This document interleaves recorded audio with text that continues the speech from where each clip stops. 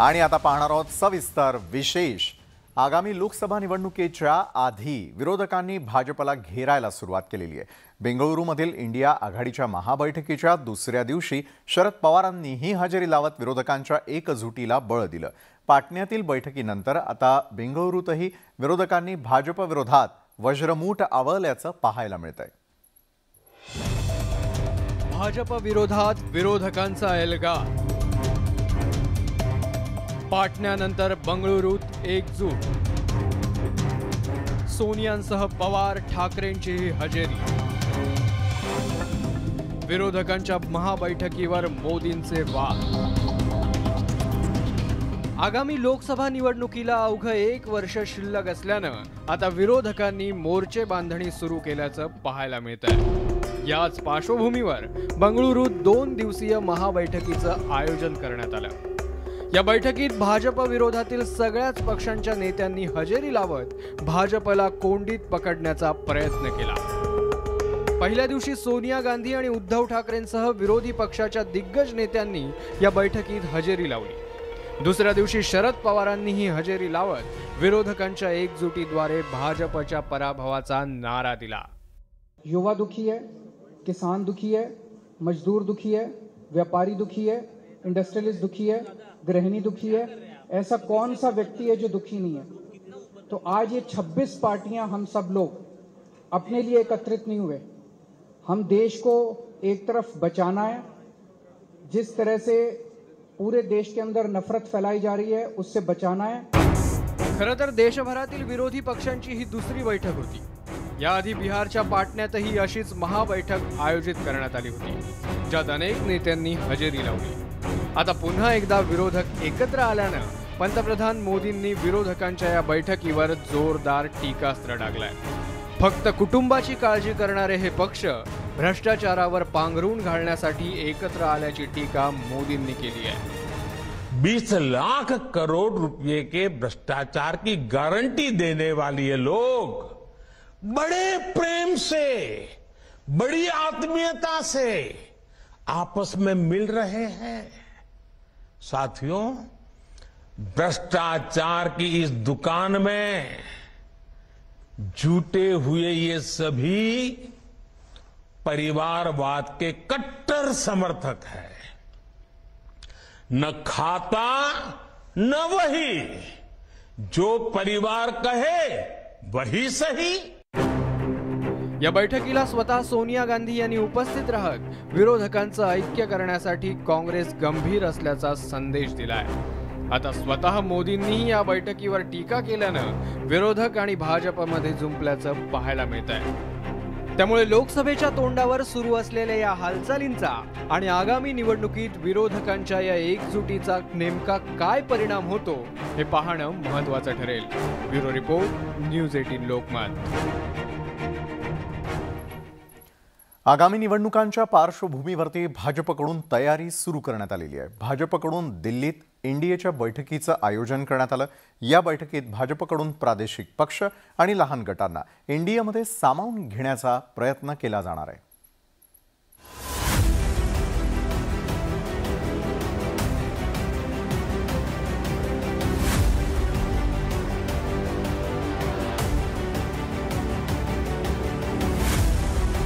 भाजपच्या नेतृत्वातील एनडीएनं आगामी लोकसभा निवडणुकीसाठी कंबर कसली आहे। एकीकडे बंगळुरूत काँग्रेसच्या नेतृत्वात सर्व भाजप विरोधकांची मूठ बांधण्यात आली आहे, तर दुसरीकडे भाजपनंही एनडीएमध्ये जास्तीत जास्त घटक पक्षांना सामावून घेण्याचा सपाटा लावलाय।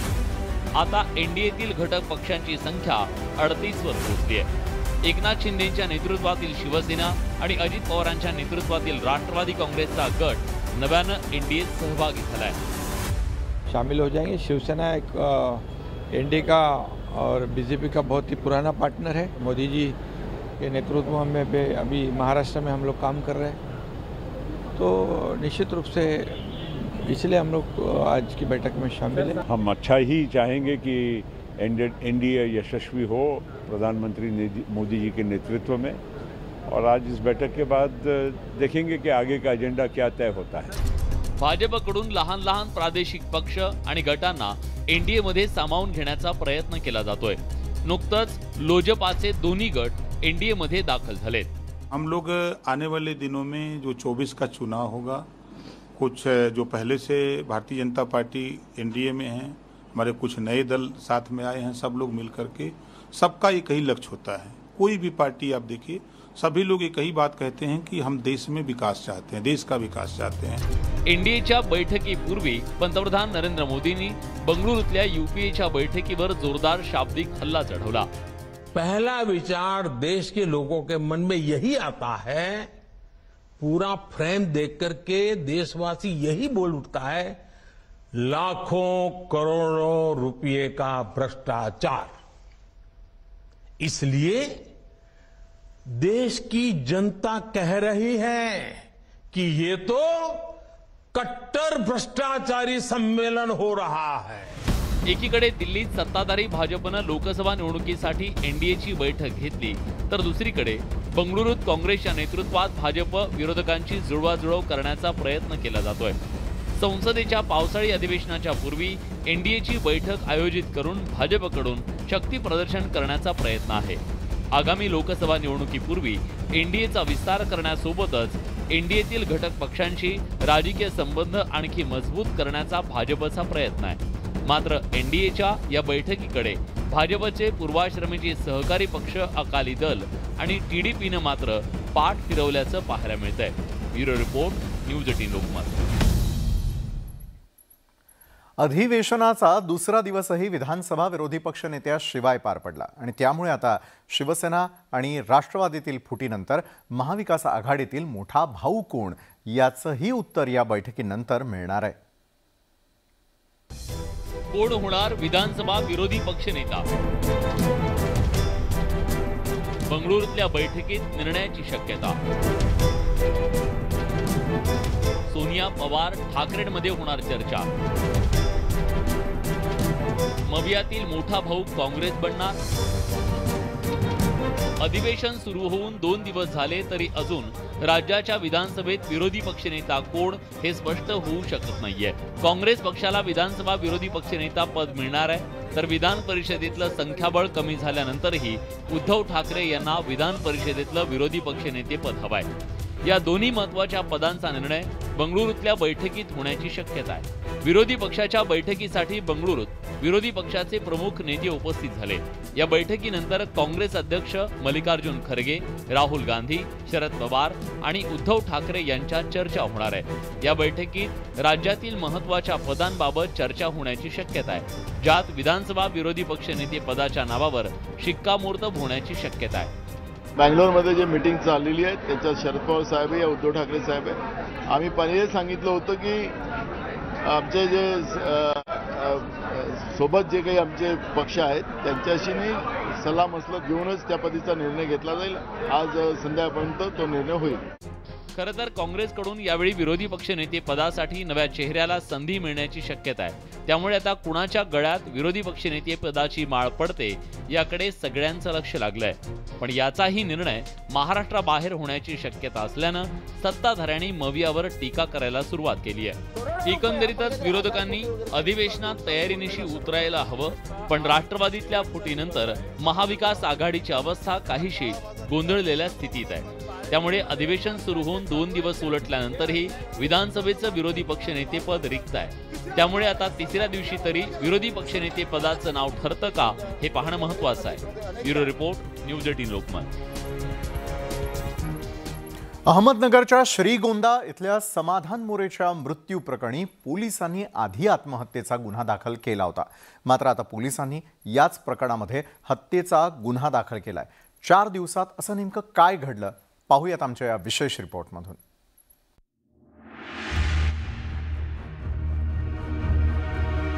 श्रीगोंदा तालुक्यातल्या एरंडोलचा रहिवासी असलेल्या समाधान मोरेच्या मृत्यू प्रकरणी पोलिसांनी अखेर खुनाचा गुन्हा दाखल केला। मोरे कुटुंबीय आणि एरंडोल ग्रामस्थांनी आंदोलनाचा पवित्रा घेतल्यानंतर समाधानच्या खुनाला वाचा फुटलेली आहे। पोलिसांनी दिलेल्या माहितीनुसार घटनेच्या दिवशी आरोपी दिलीप मांडे हा कामासाठी समाधानला सोबत घेऊन गेला होता, मात्र दुसऱ्याच दिवशी समाधाननं आत्महत्या केल्याची बातमी समोर आली। स्थानिक पोलिसांनी पंचनामा न करता समाधानचा मृतदेह शासकीय रुग्णालयात आणला। तसंच शासकीय रुग्णालयाच्या अहवालावरून पोलिसांनी आत्महत्येचा गुन्हा दाखल केला। मात्र समाधानच्या आईवडिलांनी हत्येचा संशय व्यक्त केलाय। इकडे फोन पोराला केला, तिला आईला नाही बापाला नाही, फक्त पोराला बोलावलं आणि म्हणलं एकटाच इकडे निघून। आणि तिथं गेल्याच्या नंतर त्याचे उसाने पाय हाणले आणि गुंगीचं औषध घालून पाण्यात पाजलं, म्हणजे त्याला औषध, आणि श्रीगोंद्याला ह्याची डेड बॉडी नेली आणि त्याला त्याच्या पायरी बेशुद्ध औषध अवस्थेत तिथं श्रीगोंद्यामध्ये टाकली। त्याच्यानंतर त्याचा सही आणि अंगठा घेतला। समाधानचे पालक आणि ग्रामस्थ यांनी आक्रमक भूमिका घेतल्यानंतर पोलिसांनी पुण्याच्या ससून हॉस्पिटलमध्ये समाधानच्या मृतदेहाचं पुन्हा पोस्टमॉर्टम केलं। डोक्यात आणि छातीमध्ये मार लागल्यामुळे समाधानचा मृत्यू झाल्याचं पोस्टमॉर्टम रिपोर्टमधून समोर आलं। 15 जुलै रोजी समाधान मोरे यांनी आत्महत्या केल्याचा अहवाल याच रुग्णालयात दिला होता। त्यानंतर आई वडील आणि ग्रामस्थांनी याच्यावरती आक्षेप घेत समाधान मोरे याचा पुन्हा एकदा पोस्टमॉर्टम करण्याचा निर्णय घेतला आणि तशी बॉडी त्यांनी पुणे येथील ससून रुग्णालयात पाठवली। त्यानंतर ससूनमधल्या अहवालानुसार समाधान मोरे याचा मृत्यू छातीमध्ये मार आणि डोक्याला मारहाण झाला आहे। या प्रकरणी श्रीगोंदा पोलीस ठाण्यामध्ये आधी आत्महत्या नंतर खुनाचा गुन्हा दाखल झाला आहे। समाधान मोरेचे आई वडील आणि ग्रामस्थांनी तब्बल 4 दिवस पोलीस ठाण्यासमोर ठिय्या आंदोलन केलेलं होतं। सुरुवातीला पोलिसांनी उडवाउडवीची उत्तरं दिलेली होती। जर नाही अटक केली तर आज आम्ही SP ऑफिसला जाऊन आंदोलन करणार आहोत, तिथं निवेदन देणार आहोत, अशा पद्धतीने त्यांना आम्ही काल कारवाई करण्यासंदर्भात सांगितलेलं आहे। आजपर्यंत आम्हाला कळतं अजूनपर्यंत आरोपी अटक झालेले नाहीत। म्हणजे याच्या मागे कोण त्यांना सहकार्य करतंय याची सर्वांची चौकशी व्हावी। याच्या मागे कोणाचा राजकीय हस्तक्षेप आहे का ही सुद्धा तपासलं जावं अशी आमची मागणी आहे। प्रशासनाकडून सुद्धा खूप काय आम्हाला छळलं गेलं, अजिबात मदत झाली नाहीये ह्या सर्व गोष्टींचं। आणि जो मेडिकल रिपोर्ट दिला होता श्रीगोंदा ग्रामीण रुग्णालय, त्याच्यावरती सुद्धा विचार झाला पाहिजे की त्यांनी हा चुकीचा रिपोर्ट का दिला आणि ससूनचा रिपोर्ट असा आलेला आहे। ह्या सगळ्या गोष्टींचा विचार झाला पाहिजे।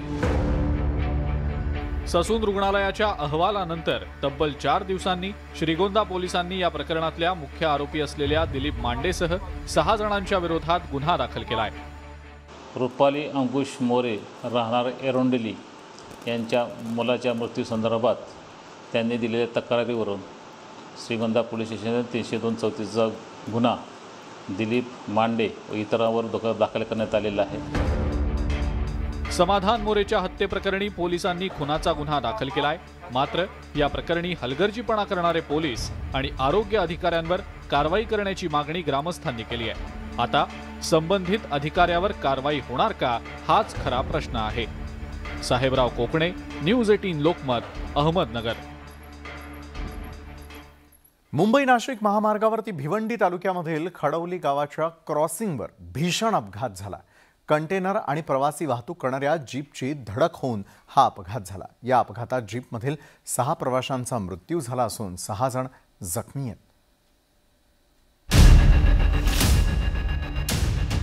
मुंबई नाशिक हायवेवरचा खडवली फाटा हा मृत्यूचा सापळा बनलाय। मंगळवारी सुद्धा 6 जणांसाठी हा काळ ठरला। खडवली रेल्वे स्टेशनकडे जाणाऱ्या प्रवासी जीपला कंटेनरनं जोरदार धडक दिली। यात 4 विद्यार्थ्यांसह 6 जणांचा मृत्यू झाला, तर 5 जणांची मृत्यूशी झुंज सुरू आहे। आतापर्यंत एकूण 6 मयत झालेले आहेत आणि 5 जखमी आहेत। जे जखमी आहेत त्यांच्यावर मायरा हॉस्पिटल भिवंडी येथे उपचार सुरू आहे आणि काळीगोळीचा जो ड्रायव्हर आहे तो KEM हॉस्पिटल मुंबई येथे उपचार सुरू आहे। या भागात झालेला हा पहिलाच अपघात नाही। गेल्या 6 महिन्यांपासून या भागात सातत्यानं अपघात होत आहेत। या ठिकाणी उड्डाणपूल बांधावा अशी मागणी स्थानिकांकडून करण्यात येते। कितीतरी मृत्यू झाले। दर आठवड्यात, आता मागीलच आठवड्यामध्ये इथे अपघात झाला, तेव्हा सुद्धा काही लोकांचे मृत्यू झाले होते। आज तर शाळेचे विद्यार्थी होते जे शिक्षणासाठी ITI साठी चालले होते रेल्वे स्टेशनकडे, तर तिथे सुद्धा पहाटे त्यांचा अपघात झाला। हे शासनाला का कळत नाही? अजून त्यांना किती बळी हवेत इथे उड्डाणपूल बांधण्यासाठी? खडवली फाटा मुंबई नाशिक हायवेवरचा ब्लॅक स्पॉट ठरलाय। शेकडो अपघात होऊन सुद्धा हे अपघात टाळण्यासाठी प्रशासनाकडून कोणतीही ठोस उपाययोजना होत नाही। त्यामुळे आता स्थानिक नागरिक आंदोलनाचं हत्यार उपसण्याच्या मानसिकतेत आहेत। सुनील घरत, न्यूज 18 लोकमत, शहापूर। बीड जिल्ह्यामध्ये गेल्या वर्षी अतिवृष्टीमुळे अनेक पूल वाहून गेले. या पुलांची दुरुस्ती न केल्यामुळे नागरिकांवर जीव धोक्यात घालून प्रवास करण्याची वेळ आली. 1-2 नाही तर तब्बल 100 पुलांची अवस्था गंभीर आहे. पाहूयात.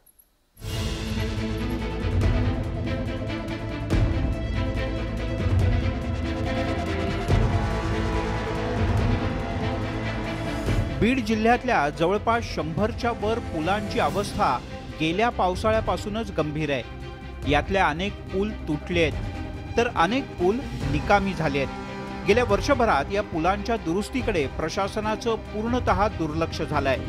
यंदाच्या पावसाळ्यात बीड जिल्ह्यातल्या नागरिकांना जीव मुठीत धरून पूल ओलांडावे लागणार आहेत. पुसरा आणि तिगाव इथला पूल याचं सर्वोत्तम उदाहरण म्हणता येईल. पूल वाहून गेल्यामुळे आमच्या गावासह 11 गावाच्या दळणवळणाचा प्रश्न निर्माण झाला आहे. या पुलामुळे अनेकांना अपघात होऊन अपंगत्व आलं आहे. आम्ही वारंवार जिल्हाधिकारी असतील, पालकमंत्री असतील यांना निवेदनाद्वारे मागणी केली आहे की हा पूल करा, पण अद्याप आमचा पूल झालेला नाही. त्यामुळे अनेक नागरिकांना याचा त्रास होत आहे. सार्वजनिक बांधकाम विभाग आणि जिल्हा प्रशासनानं पुलांच्या दुरुस्तीकडे दुर्लक्ष केल्याचा स्थानिकांचा आरोप आहे. पुलाचं बरंचसं नुकसान झालेलं आहे. पूल अर्धवट पूल वाहून गेलेला आहे आणि डांबरीकरणाचं सुद्धा नवीन झालेल्या डांबरीकरणाचं पूर्ण नुकसान होऊन तिथून सध्या लोकांना म्हणजे वागण्यासाठी मोठ्या प्रकारच्या अडचणी येतात. साधा मुरुम टाकून त्याच्यावरून सध्या लोकांचं जाणं येणं चालू आहे. तरी प्रशासनानं याच्याकडे जास्तीत जास्त लक्ष देऊन तात्काळ दुरुस्ती करावी. धोकादायक पुलांची दुरुस्ती करणं गरजेचं होतं, पण प्रशासन एखाद्या दुर्घटनेची वाट पाहत बसलंय का, असा संतप्त सवाल बीड जिल्ह्यातले अनेक नागरिक उपस्थित करतात. सुरेश जाधव, न्यूज 18 लोकमत, बीड.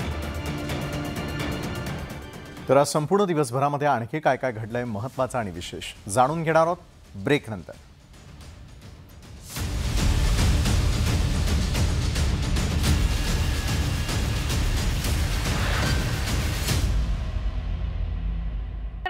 पावसाचा जोर वाढला असून राधानगरी धरण 50% भरलंय. पंचगंगा नदीच्या पाणी पातळीत सुद्धा वाढ झाली आहे. राजाराम बंधारा यंदाच्या पावसाळ्यामध्ये दुसऱ्यांदा पाण्याखाली गेलाय. 5 बंधारे सध्या पाण्याखाली आहेत. चंद्रपुरामध्ये मुसळधार पावसाला सुरुवात झाली आहे. जिल्ह्यात वार्षिक सरासरीच्या केवळ 25% पावसाची नोंद झाली आहे. गेल्या वर्षी याच दिवशी 46% पाऊस पडला होता. जिल्ह्याच्या सगळ्या भागात पाऊस झालाय, त्यामुळे खोळंबलेल्या पेरण्यांना देखील गती आली आहे, अशा शेतकऱ्यांना आशा आहे.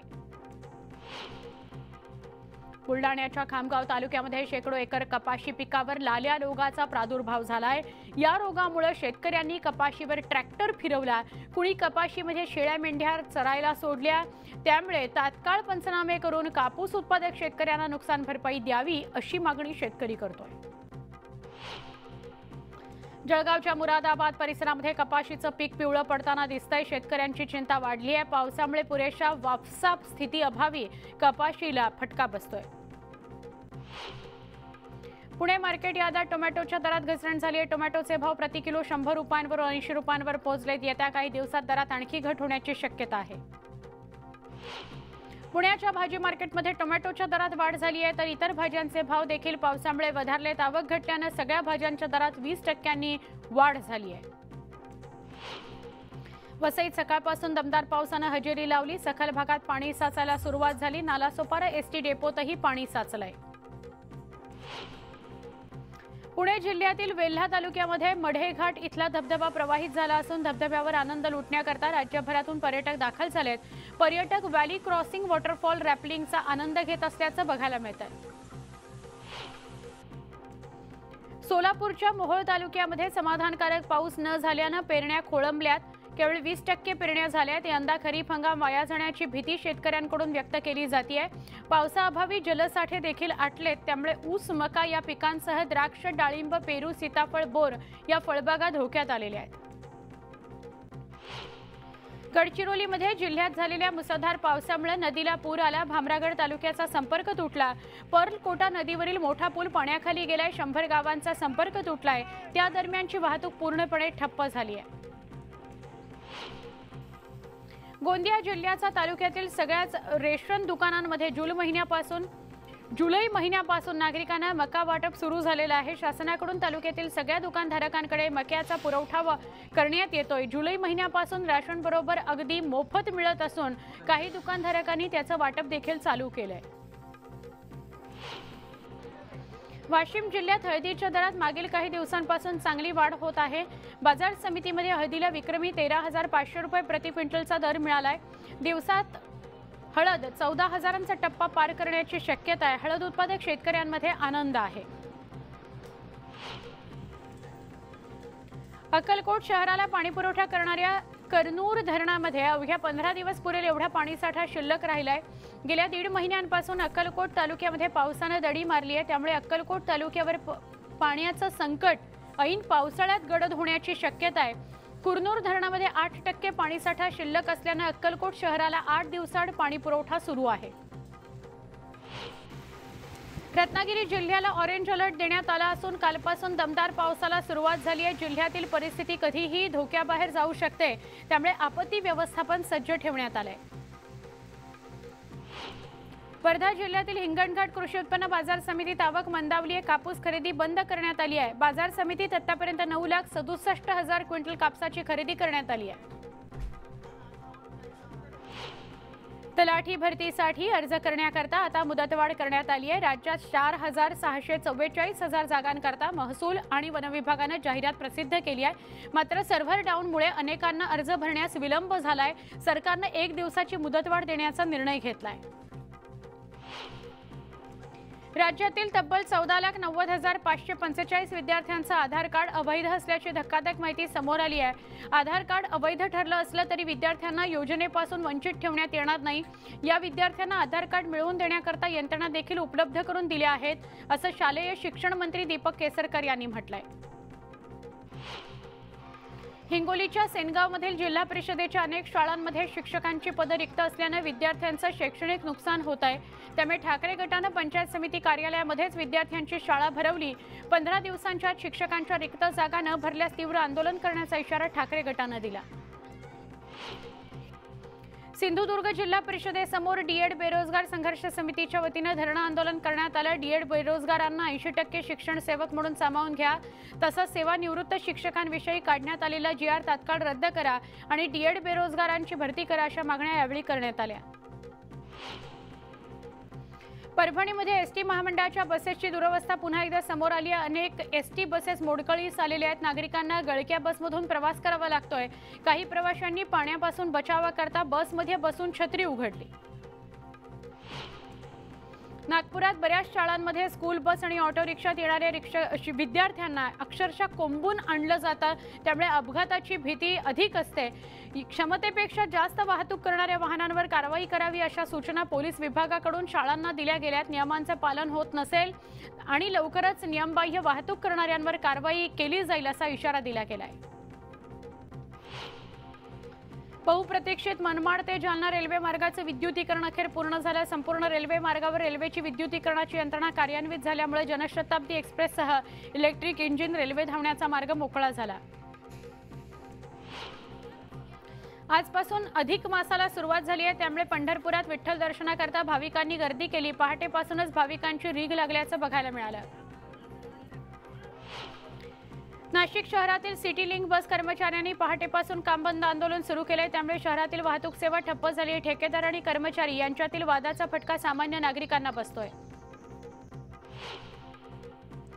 शिवसेना भाजप अजित पवार गटाच्या समन्वय समितीची आज मंत्री उदय सामंत यांच्या मुक्तागिरी बंगल्यावर बैठक होणार आहे। अधिवेशन काळात सरकारची भूमिका, सभागृहातील उपस्थिती यावर चर्चा केली जाणार आहे।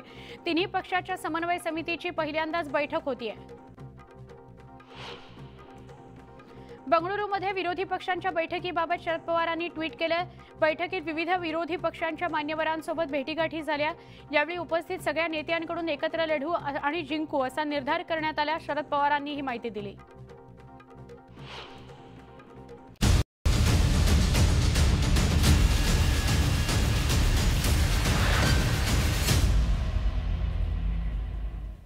नमस्कार, मी सुवर्णा। न्यूज 18 लोकमत विशेष मध्ये आपल्या सगळ्यांचं स्वागत। काही स्पेशल रिपोर्ट्स मी घेऊन आली आहे, पण सुरुवात आपण करूया हेडलाईन्सने। हेडलाइंस। प्रायोजक राजयोग पेंट्स, खुशियां आपकी, रंग हमारे। विरोधकांच्या आघाडीचं नाव इंडिया 2024 मध्ये रंगणार। इंडिया विरुद्ध एनडीएचा सामना, भाजप विरोधात एकत्र लढण्याचा बंगळुरूत निर्धार। बंगळुरूमध्ये भ्रष्टाचार्यांचं संमेलन, पंतप्रधान नरेंद्र मोदींचा घणाघात। 2024 मध्ये भाजपच सत्तेत येण्याचा विश्वास।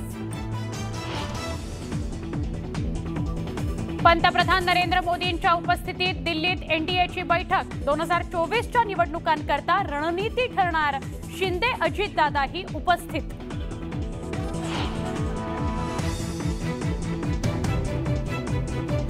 नीलम गोरे यांना अपात्र करण्याच्या मागणीकरता सलग दुसऱ्या दिवशी विरोधक आक्रमक।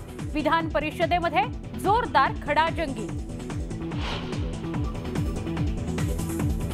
उपसभापती नीलम गोरे यांना पदावरून हटवता येणार नाही, उपमुख्यमंत्री देवेंद्र फडणवीस यांचं वक्तव्य।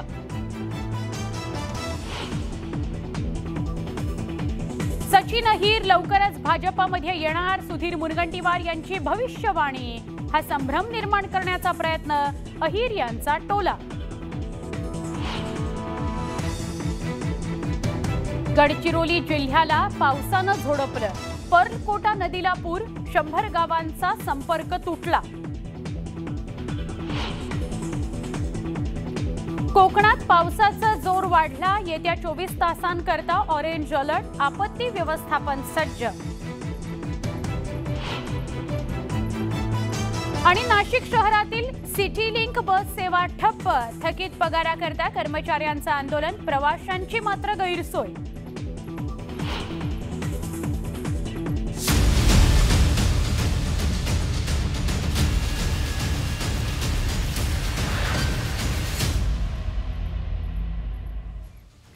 राष्ट्रवादी काँग्रेसमधल्या फुटीनंतरही अजित पवार आपल्या सगळ्या मंत्री आणि आमदार शरद पवारांच्या भेटीला सगळेजण गेलेले होते। तसंच शरद पवार गटाचे नेते सुद्धा राष्ट्रवादी एकसंध राहावी असं सांगतायत। दुसरीकडे काका पुतण्याच्या राजकारणाच्या दिशा मात्र बदलल्याचं पाहायला मिळतंय, कारण शरद पवार त्यांच्या जुन्या भूमिकेवर कायम राहत मंगळवारी विरोधकांच्या इंडियात सामील झालेत। तर सत्ता सहभागानंतर अजित पवारांनी एनडीएमध्ये दाखल होत दिल्ली गाठल्याचं बघायला मिळतंय। फुटीनंतर काका पुतण्याचे मार्ग वेगवेगळे। पवार इंडियात, अजित पवार एनडीएत। एनडीए बैठकीसाठी अजित पवार दिल्लीत। फुटीनंतर पहिल्यांदाच राष्ट्रीय राजकारणात। ही दोन दृश्य राष्ट्रवादीतल्या फुटीनंतर पवार काका पुतण्यांनी वेगवेगळे मार्ग स्वीकारल्याचं सांगायला पुरेशी आहे। एकीकडे शरद पवारांनी बंगळुरूमधल्या विरोधी पक्षांच्या बैठकीमध्ये हजर होत त्यांची भाजप विरोधी भूमिका स्पष्ट केली आहे, तर दुसरीकडे सत्ता सहभागानंतर अजित पवारांनी एनडीएच्या बैठकीसाठी दिल्ली गाठल्याचं दिसलं। त्यामुळे सोमवारी संध्याकाळी राष्ट्रवादीचे प्रदेशाध्यक्ष जयंत पाटलांनी राष्ट्रवादी एकच असलेलं केलेलं हे विधान हवेत विरल्याचं पाहायला मिळालं। राष्ट्रवादी काँग्रेस पक्ष विरोधी पक्षात आहे।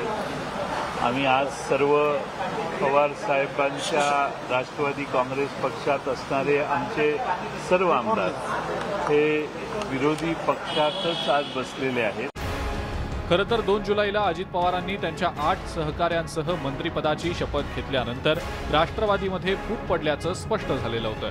त्यानंतर शरद पवार आणि अजित पवार गटांकडून एकमेकांना शह देण्यासाठी पावलं देखील उचलली गेली, पण अर्थ खातं मिळाल्यानंतर अजित पवारांनी तत्काळ सिल्वरओक गाठल्यानं आणि त्यानंतर मंत्र्यांसह आणि आमदारांसोबतही शरद पवारांची भेट घेतल्यानं त्यांच्याकडून पवारांची मनधरणी सुरू असल्याचं उघड झालेलं होतं। पण आता शरद पवारांनी इंडिया आणि अजित पवारांनी एनडीएची साथ दिल्यानंतर काका पुतण्यांनी परस्पर विरोधी मार्ग निवडल्याचं स्पष्ट झालेलं आहे।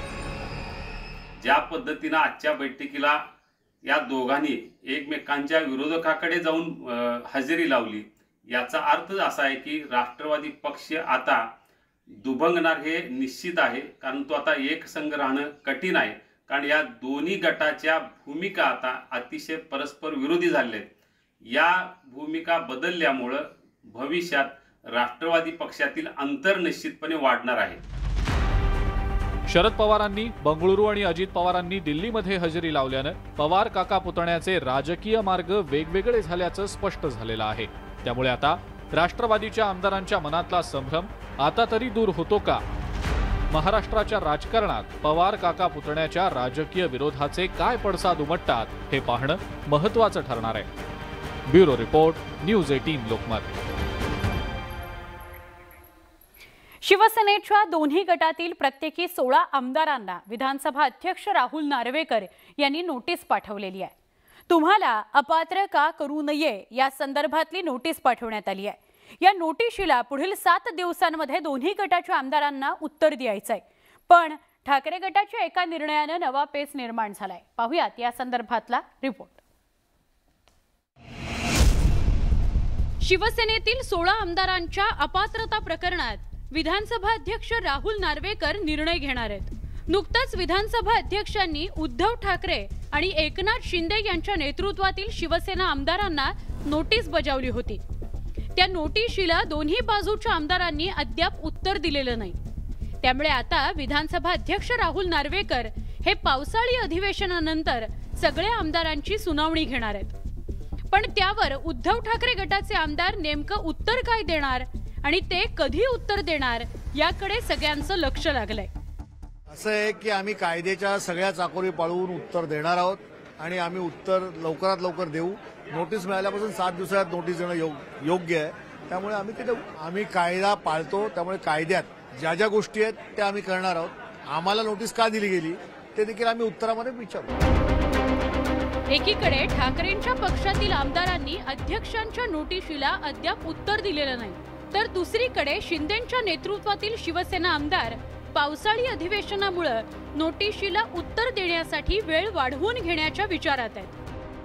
आमचं ज्या मुदतीत त्यांनी सांगितलं आहे त्या मुदतीत आम्ही त्यांना पत्राचा व्यवहार केलेला आहे आणि आम्ही त्यांच्याकडनं काही प्रमाणात थोडी मुदत मागतोय की आमचं म्हणणं मांडण्यासाठी. कारण या अधिवेशन काळामध्ये मुख्यमंत्री आम्ही सगळेच बिझी शेड्यूलमध्ये आहोत. तर आमचं म्हणणं आम्ही त्यांना मांडू आणि त्यांच्याकडे जे असेल ते सांगू. शिवसेनेच्या सत्ता संघर्षाचा निकाल देताना सुप्रीम कोर्टाच्या घटनापीठानं 16 आमदारांच्या अपात्रतेचं प्रकरण विधानसभा अध्यक्षांकडे पाठवलं होतं. तसंच रिझनेबल वेळेत निकाल देण्याचा आदेश घटनापीठानं दिला होता. त्याला 2 महिन्यांहून अधिक काळ उलटून गेलाय. हे प्रकरण लवकरात लवकर निकाली काढावं म्हणून ठाकरेंच्या पक्षानं सुप्रीम कोर्टात याचिका दाखल केल्यावर विधानसभा अध्यक्षांनी संबंधित आमदारांना नोटीस बजावली होती. त्यावर विधानसभा अध्यक्ष काय निर्णय घेतात याकडे सगळ्यांचं लक्ष लागून राहिलेलं आहे. कारण राज्यातील शिंदे सरकारचं भवितव्य विधानसभा अध्यक्षांच्या निकालावर अवलंबून आहे. उदय जाधव, न्यूज 18 लोकमत, मुंबई. आगामी लोकसभा निवडणुकीच्या आधी विरोधकांनी भाजपला घेरायला सुरुवात केलेली आहे. बंगळुरूतील इंडिया आघाडीच्या महाबैठकीच्या दुसऱ्या दिवशी शरद पवारांनी सुद्धा हजेरी लावली आणि विरोधकांच्या एकजुटीला बळ दिलं. पाटण्यातील बैठकीनंतर आता बंगळुरूत सुद्धा विरोधकांनी भाजप विरोधात वज्रमुठ आवळल्याचं बघायला मिळत आहे. भाजप विरोधात विरोधकांचा एल्गार. पाटण्यानंतर बंगळुरूत एकजूट. सोनियांसह पवार ठाकरेंची हजेरी. विरोधकांच्या महाबैठकीवर मोदींचे वाद. आगामी लोकसभा निवडणुकीला अवघं 1 वर्ष शिल्लक असल्यानं आता विरोधकांनी मोर्चे बांधणी सुरू केल्याचं पाहायला मिळतंय. याच पार्श्वभूमीवर बंगळुरूत 2 दिवसीय महाबैठकीचं आयोजन करण्यात आलं. या बैठकीत भाजप विरोधातील सगळ्याच पक्षांच्या नेत्यांनी हजेरी लावत भाजपला कोंडीत पकडण्याचा प्रयत्न केला. पहिल्या दिवशी सोनिया गांधी आणि उद्धव ठाकरेंसह विरोधी पक्षाच्या दिग्गज नेत्यांनी या बैठकीत हजेरी लावली. दुसऱ्या दिवशी शरद पवारांनीही हजेरी लावत विरोधकांच्या एकजुटीद्वारे भाजपच्या पराभवाचा नारा दिला. युवा दुखी है, किसान दुखी है, मजदूर दुखी है, व्यापारी दुखी है, इंडस्ट्रियलिस्ट दुखी है, गृहिणी दुखी है. ऐसा कौन सा व्यक्ति है जो दुखी नहीं है? तो आज ये 26 पार्टियां हम सब लोग अपने लिए एकत्रित नहीं हुए. हम देश को एक तरफ बचाना है, जिस तरह से पूरे देश के अंदर नफरत फैलाई जा रही है उससे बचाना है। खरं तर देशभरातील विरोधी पक्षांची